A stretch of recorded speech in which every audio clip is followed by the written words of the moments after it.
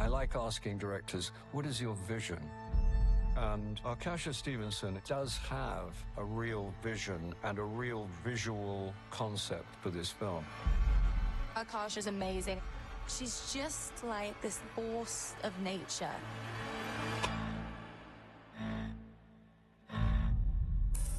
I grew up a huge horror fan. I loved it as a child. Horror movies that I really love make me stop breathing for long periods of time. And when the movie finally finishes, I realize, like, oh, I can breathe now. This tourniquet feeling and this sense of paranoia, that was a physical feeling we wanted people to have. I wanted to be part of The First Omen because it really offered to be in dialogue with the original. The 1976 version never felt like a true horror film to me. It felt like a family drama. You did really care about them. When everything goes south for them, it really stays with you. That's how this script seemed to be focused, was about Margaret and her relationship with Carlita. That's great. Thank you. Akasha feels like a craftswoman putting the pieces together. She goes really deep into the detail in what she wants.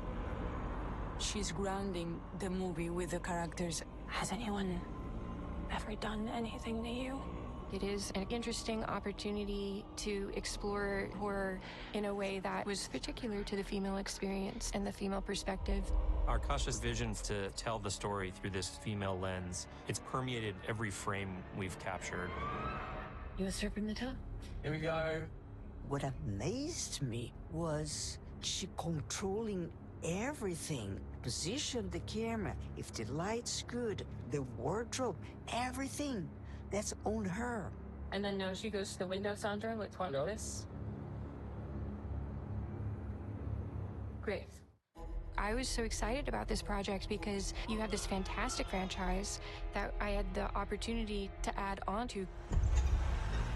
My writing partner, Tim Smith, and I went to Rome right when we were hired. And we didn't realize this, but we actually landed on the 750th anniversary of Dante Alighieri's Inferno. Dante's Inferno is just this big roller coaster all the way down to the pits of despair. And so we're like, this is how we want to structure the film. We start up high in heaven and everything's golden. Welcome to our family. Oh, thank you. And slowly Margaret slips down this slide and then finds herself in absolute hell. In Rome, it's a really interesting city because there's so much religious iconography everywhere. But there's also all these statues and faces and eyes. And so to have this idea of somebody watching you all the time, I think was really important for us. We also wanted to create that feeling of being able to hear a lot of voices constantly and a lot of whispering.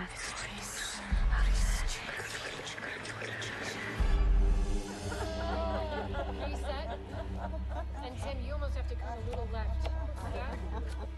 A lot of the religious imagery that we were taking in were depictions of war and drawing parallels between war and hell. That really inspired this idea that hell is a man-made thing, and man really is what brings hell to earth. In this film, the devil is really just a tool, and religion is really just a conduit.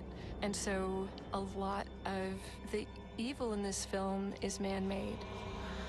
This movie needed Akasha, especially with a film of this content and of this darkness. If it was handled in a different way, I think it could have been really difficult to do. I just have so much respect for her. Okay, great, let's cut. Cut that.